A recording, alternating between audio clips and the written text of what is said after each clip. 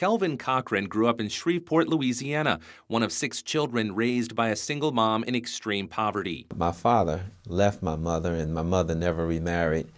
When he left, we were already poor when he was there, but after he left, we couldn't afford to live in the projects anymore. I remember times when our water was turned off, and we had to keep pots and jugs in the house full of water because my mother knew a few days that we would have no water. But while short on money and even short on food and water, Kelvin Cochran was never short on dreams. All my childhood, I thought about 2 things growing up: not wanting to be poor, and I wanted to be a firefighter when I grew up.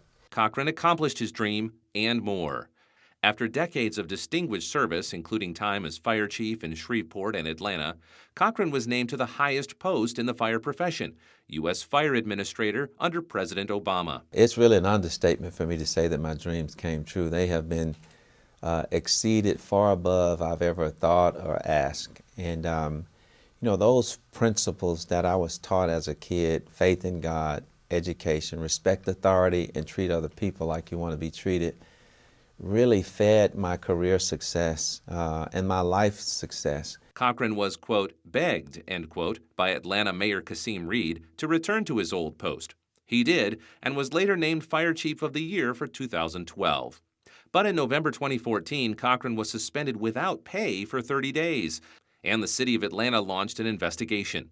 Despite being cleared of any wrongdoing by investigators, Chief Cochran was fired January 6th. To actually lose my childhood dream come true profession, where all of my expectations have been greatly exceeded, over my faith, the very faith that caused me to get my job, ultimately has cost me my job. One of the most decorated fire chiefs in America was suspended, investigated, and ultimately fired because of his Christian faith. Every American should be concerned about a government that thinks it can fire you because of what you believe, which is exactly what happened to Chief Cochran.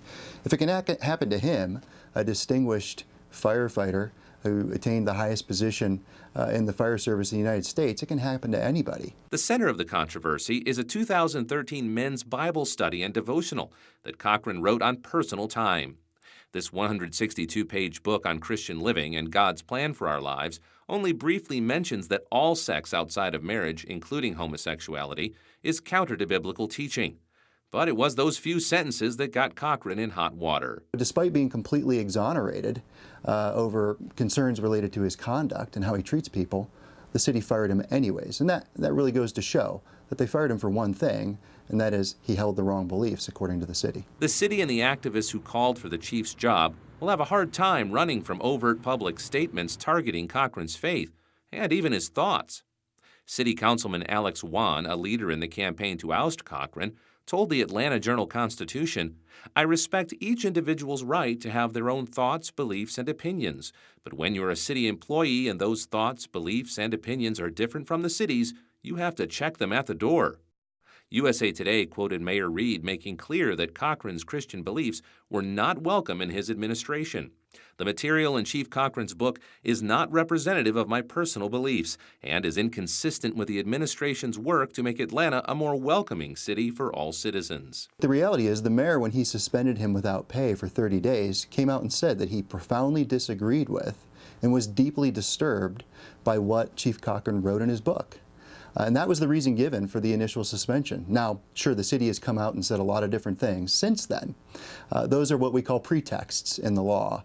Pretexts are things that you say to try to cover up the wrong things that you did, and that's what the city's doing here. In America, it's unlawful to target public employees for their religious beliefs, so Alliance Defending Freedom has stepped in to defend Cochran. All Americans are guaranteed the freedom of actually believing and thinking in such a way that does not cost them the consequences that I've experienced in this termination. ADF attorneys filed a federal civil rights lawsuit to vindicate Chief Cochran's freedoms and to send a message to the government that you can't fire someone for their religious beliefs and thoughts.